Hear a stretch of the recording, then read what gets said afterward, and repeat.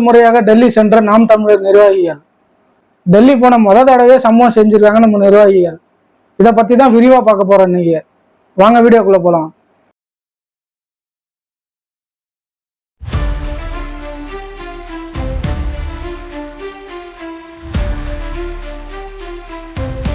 உலகெங்கும் வாழும் அனைத்து தமிழருக்கும் எனது பணிவான வணக்கங்கள்.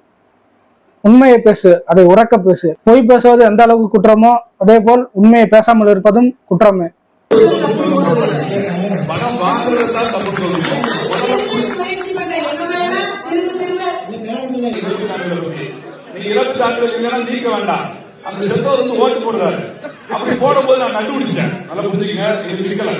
செத்தவர் ஓட்டு போட வேண்டாம். ஐயாவே கேட்டாங்க 32 நீக்க முடியவில்லை. அவர் ஓட்டு போடும்போது ஐயாவுக்கு போடலாம், எனக்கே போடலாம். கண்டுபிடிச்சா அப்ப இருக்கக்கூடிய அதிகாரி ஏன்ட்ட கேட்கற அவர் சர்டிபிகேட்ட நான் எப்படி கொடுக்குறது? மற்ற இடத்துல ஓட்டு போட விட்டாங்க. நான் ஓட்டு போட செத்துட்டாரு அவருக்கு சொல்றேன். அவர் ஓட்டு போட்டு போறாரு. என்னன்னா பிஎல்ஓ சொல்றீங்க, ஒன்னொரு பிஎல்ஓ சொல்றீங்க. அந்த பிஎல்ஓக்கு சார் ஒரு நிமிஷம் பிஎல்ஓக்கு 3 வாக்கு இருக்குது. அவர் எப்படி நினைக்குவாரு? கிட்டத்தட்ட அனைத்து தேர்தலிலும் நாம் தமிழர் தனித்தே களம் கண்டு 8.5 விழுக்காடு வாக்கு வாங்கி தேர்தல் ஆணையத்தால் அங்கீகரிக்கப்பட்ட மாநில கட்சி ஆயிருக்கு. அதனாலதான் நம்ம நிர்வாகிகள்லாம் டெல்லிக்கு போயிருக்காங்க. அங்கீகரிக்கப்பட்ட கட்சி நிர்வாகிகள் அனைவருக்கும் டெல்லியில தேர்தல் ஆணையம் வாக்குச்சாவடி முகவர்களுக்கான பயிற்சி வகுப்பு நடத்தப்படும். அந்த வகுப்புக்கு தான் நம்மளுடைய முக்கிய நிர்வாகிகள் ஒரு 70 பேர் போயிருக்காங்க. அங்கதான் இந்த சம்பவம் பண்ணிருக்காங்க நம்ம நிர்வாகிகள். அந்த வகுப்புல என்ன சொல்லி தருவாங்கன்னா, வாக்குச்சாவடியில என்னென்ன நடக்கும், தேர்தல் அன்னைக்கு எப்படி தேர்தல் நடக்கும், அங்க உள்ள அதிகாரிகள் என்ன பண்ணுவாங்க, நம்ம வாக்காளர்கள் எல்லாம் எப்படி சரிபார்க்கிறது, கள்ள ஓட்டு போடாம எப்படி தடுக்கிறது, இந்த மாதிரி எல்லா விஷயத்தையும் சொல்லி தரதான் அந்த பயிற்சி வகுப்பு. இது ஆல்ரெடி நம்ம நிர்வாகிகள் எல்லாருக்கும் தெரியும். கிட்டத்தட்ட 10 வருஷமா களத்துல இருக்க நமக்கு எல்லாருக்குமே அதை பத்தி தெரியும். இருந்தாலும் மாநில கட்சி அங்கீகரிக்கப்பட்டிருக்கோம். முதல் தடவை போய் தானே ஆகணும். தேர்தலுங்கிற பேர்ல வைக்கிற அயோக்கியத்தனம், மொல்லமாரித்தனம் எல்லாத்தையும் அங்க போய் பேசியே ஆகணும். அதனால்தான் நம்ம நிர்வாகிகள் முக்கியமா அங்க போனது. வீடியோ பார்த்துருப்பீங்க. அதுல பேச நம்ம இசை மதியானம் என்ன கேட்கிறாரு, வாக்குக்கு காசு கொடுக்கறது உங்களுக்கு தெரியுமா தெரியாதா? வாக்குக்கு காசு எல்லாரும் கொடுத்துக்கிட்டு தான் இருக்காங்க. அப்படி உங்களுக்கு தெரியலன்னா எங்க பகுதியிலேயே நிறைய வாக்குக்கு காசு கொடுத்ததுக்கான ஆதாரம் வீடியோ எல்லாமே எங்கள்கிட்ட இருக்கு. நாங்க வேணா எல்லாமே கொடுத்துருக்கோம். இதுக்காக நீங்க என்ன நடவடிக்கை எடுத்துருக்கீங்க இது வரைக்கும் அப்படின்னு கேள்வி மேல கேள்வி நம்ம அண்ணன் அடிக்கிட்டே போறாரு. அங்க உள்ள தேர்தல் ஆணையத்துல உள்ள அதிகாரிகள் ஒருத்தராலையும் பதில் சொல்ல முடியல. நாங்க பயிற்சி வகுப்பு தாங்க எடுக்க வந்தோம், எங்களுக்கு இதை பத்தி எல்லாம் தெரியாதுங்கன்னு அவங்க பாவம் கதறிட்டாங்க. இப்ப மற்ற கட்சிக்காரங்க எல்லாம் அங்க இருந்தவங்க எல்லாருமே கரெக்டானதானே அவங்க கேட்கறாங்க, நமக்கு ஆதரவு தெரிவிக்கிறாங்க. தேர்தல் ஆணையத்தின் விதிமுறைகளை கரெக்டா கடைபிடிக்கிற ஒரே கட்சி நாம் தமிழர் தான். தேர்தலுக்கு காசு கொடுக்கறது, பரிசு பொருள் கொடுக்கறது, நகை கொடுக்கறது, லொட்டு லொசுக்கு கொடுக்கறது எல்லாமே இந்த திமுக அதிமுக அவங்க கூட்டணி எல்லா கட்சியும் கொடுக்குறாங்க. நாம் தமிழர் தவிர இது எல்லாரும் கொடுக்குறாங்க. தேர்தல் ஆணைய விதிமுறையை கடைபிடிக்கிற ஒரே கட்சி நாம் தமிழர் தான். அப்புறம் நமக்கு கோவம் வருமா வராதா? திருட்டுத்தனம் நடந்துகிட்டே இருக்கும், நம்ம மட்டும் நேர்மையா இருந்துகிட்டே இருக்கணும். ஜனநாயக முறைப்படி தான் இந்த தேர்தலாம் நடக்குதா? இப்ப யார் ஏமாத்துறா? அரசியல் கட்சிக்காரங்களா அரசாங்கத்தை ஏமாத்துறாங்களா, இல்ல அரசாங்கம் மக்களை ஏமாத்துறாங்களா? 100% இங்க நடக்கிற தேர்தல் நியாயமான முறையிலையும் உண்மையான முறையிலையும் நடக்கவே இல்லை. இது எல்லாருக்குமே தெரியும். அப்ப இதெல்லாம் யாரை ஏமாத்துறது? நம்மளே ஏமாத்திக்கிறோம். வாக்குக்கு காசு கொடுப்பது எல்லாருக்கும் தெரியுது, நமக்குமே தெரியுது. தேர்தல் ஆணையம் அதெல்லாம் கண்டுபிடிக்க முடியல அவங்களால.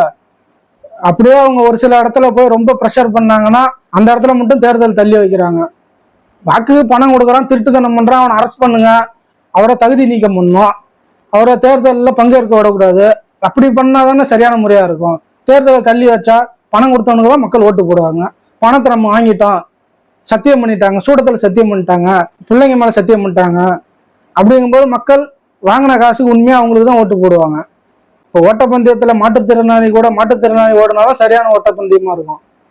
ஒரு மாற்றுத்திறனாளி கூட நல்லா இருக்கிறவன் ஓடிட்டு நான் ஜெயிச்சுட்டேன், நீ தோத்துட்டேன்னா அவனை பேசுவது எந்த அளவுக்கு தவறோ அதே போல் சரியான முறையில் தேர்தல் அணுகிற நம்மள வாக்குக்கு பணம் கொடுத்து பரிசு பொருள் கொடுத்து ஜெயிச்சுட்டு நம்மளை டெபாசிட் கூட வாங்கலன்னு கேலி பண்றானுங்க.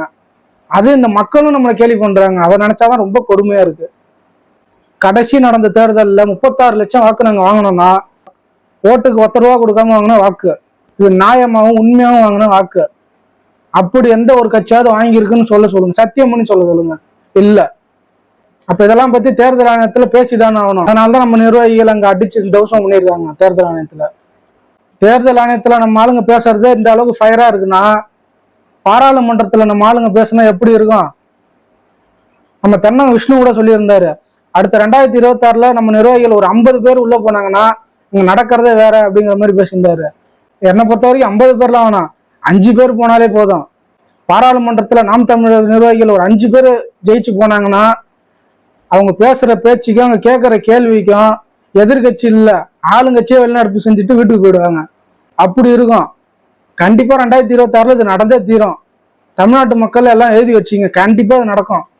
வாக்குக்கு பணம் கொடுக்கறத பத்தி பல பேர் பேசிட்டாங்க, இருந்தாலும் நானும் பேசுறேன். நம்ம என்னைக்கு வாக்குக்கு பணம் வாங்கினோமோ அன்னைக்கே நம்ம உரிமையெல்லாம் அடகு வச்சுட்டோம். அதுக்கப்புறம் நம்ம இங்க ஜனநாயகமா எதுவுமே பண்ண முடியாது. எல்லாமே அடக்குமுறையா தான் இருக்கும்.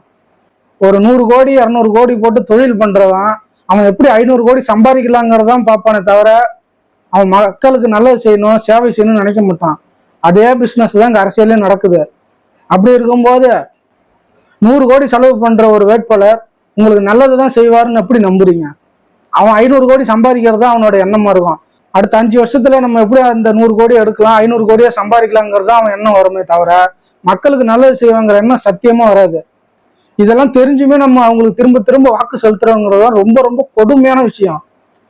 திருட நாய் பாற்று திருந்தாவிட்டால் திருட்டை ஒழிக்க முடியாது. அதேபோல் மக்கள் நாமளும் திருந்தவில்லை என்றால் திருட்டு அரசியல்வாதியும் திருட்டு அரசியலையும் ஒரு நாளும் மாற்ற முடியாது. தமிழ்நாட்டு மக்கள் எல்லாரும் 2026 மீண்டும் 5வது முறை தனித்தே களம் காணும் நாம் தமிழருக்கு உங்களுடைய ஆதரவு தெரிவிக்கணும். நாம் தமிழர் வந்தாதான் தமிழ்நாட்டை காப்பாற்ற முடியும்.